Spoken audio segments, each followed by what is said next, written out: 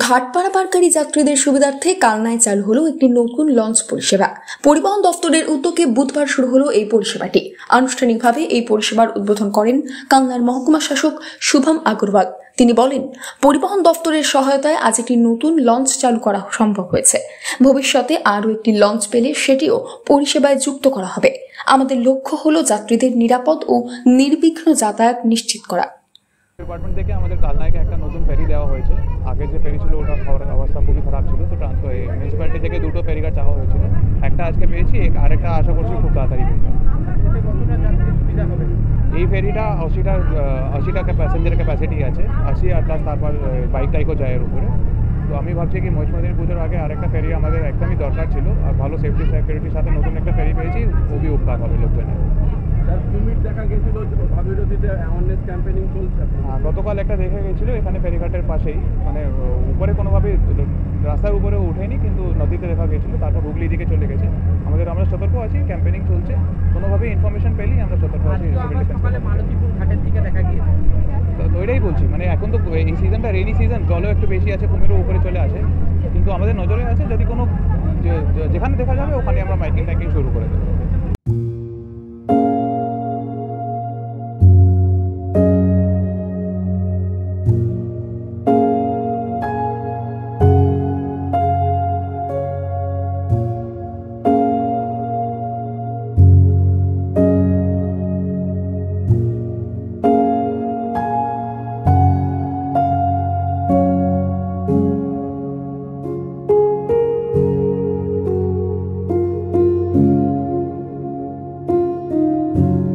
কালনা ফেরিঘাটে ইতিমধ্যে দুটি লঞ্চ পরিষেবা চালু রয়েছে। আজ একটি নতুন লঞ্চ যুক্ত হওয়ায় মোট 3টি লঞ্চ ফেরি চালাবে। প্রশাসনের পক্ষ থেকে জানানো হয়েছে, আগামী দিনে আরও একটি লঞ্চ পরিষেবা চালুর পরিকল্পনা রয়েছে। একটা নতুন লঞ্চ পেলাম, এতে আমাদের সামনে পুজো আছে, পুজোতে আমাদের দুটো লঞ্চ ছিল, দুটো লঞ্চ আমরা পরিষেবা ঠিকমতো দিতে পারছিলাম না। আমাদের একটা লঞ্চ খুবই খারাপ। আমরা পৌরসভা পরবর্তীর কাছে আবেদন করি, আবেদন করে পরবর্তী আমাদের আবেদনে সাড়া দেয়। আমরা নতুন লঞ্চ একটা পূর্ববর্তী আমাদের উপর দেয়, তার জন্য আমরা পূর্ববর্তী কাছে উপকৃত। আমরা সাধারণ মানুষকে পরিষেবা খুব সুন্দরভাবে দিতে পারবো। আজ থেকে তাহলে 3টে লঞ্চই চলবে? আজকের থেকে 3টে লঞ্চই চলবে। আগামী দিনে পূর্ববর্তী আরও আরেকটা লঞ্চের জন্য আমরা পাবো, পেলে আরও সুবিধা হবে। জনসাধারণকে আমরা পরিষেবা দিতে পারবো। আমাদের এখানে খুব গ্যাদারিং হয়ে যাচ্ছে, তার জন্য আমাদের আরেকটা লঞ্চ হলে আমাদের আরো ভালো হয়। কি নাম আপনার? স্থানীয় ঘাট কর্তৃপক্ষ জানান, আগে দুটি লঞ্চে যাত্রীদের ভিড় সামলাতে সমস্যা হচ্ছিল। তৃতীয় লঞ্চটি চালু হওয়ায় সেই চাপ অনেকটাই কমবে। মহিষমর্দিনী পুজোর আগে এই পরিষেবা শুরু হওয়ায় যাত্রী ও স্থানীয় বাসিন্দারা খুশি হয়েছে। আজকে আমাদের এখানে একটা নতুন লঞ্চ পরিবহন দপ্তর থেকে আমাদের চেয়ারম্যান সাহেব নিয়ে এসেছেন, সেই জন্য আমাদের এখানে লঞ্চটা উদ্বোধন করলো, আমাদের এসডিও সাহেব উদ্বোধন করলেন।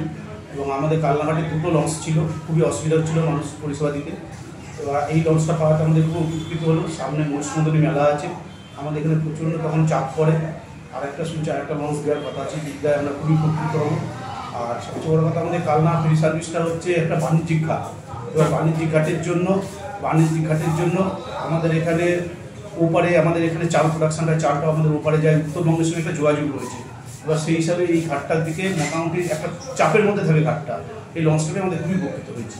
আপনারা কি আরও কোনো লঞ্চ পাবেন? আর একটা লঞ্চ দেওয়ার কথা আছে, আশা করি আমরা হয়তো এটা পুজোর আগেই পেয়ে যাবো। উপস্থিত ছিলেন কালনার মহকুমা শাসক শুভম আগরওয়াল, এসডিপিও রাকেশ চৌধুরী, পৌরসভার চেয়ারম্যান আনন্দ দত্ত, ভাইস চেয়ারম্যান তপন পোড়েল সহ কালনা পৌরসভার বিভিন্ন ওয়ার্ডের কাউন্সিলর ও অন্যান্য বিশিষ্টজনেরা। পরিষেবার সম্প্রসারণের এই পদক্ষেপে স্বস্তি পাচ্ছে ঘাট দিয়ে নিয়মিত যাতায়াতকারী যাত্রীরাও। Bureau report, news network 7। Hallmark সোনার গহনা কেনার একমাত্র ঐতিহ্যশালী স্বর্ণ প্রতিষ্ঠান শ্রী ধীরেন্দ্রনাথ দত্ত গোল্ড প্রাইভেট লিমিটেডের শ্রী সুখেন দত্তের দোকান। ঠিকানা কাছারি রোড, চৌরাস্তা, টেলিফোন ময়দান, কাটোয়া, পূর্ব বর্ধমান। কাটোয়া শহরের অন্যতম প্রাচীন ব্যবসায়ী প্রতিষ্ঠান new Shri Gouranga T store. প্রসিদ্ধ চা ব্যবসায়ী, খুচরো ও পাইকারি চায়ের এই প্রতিষ্ঠান শহরে প্রায় 80 বছর ধরে সুনামের সঙ্গে ব্যবসা করে চলেছে। ঠিকানা কাটোয়া স্টেশন বাজার, চৌরাস্তা।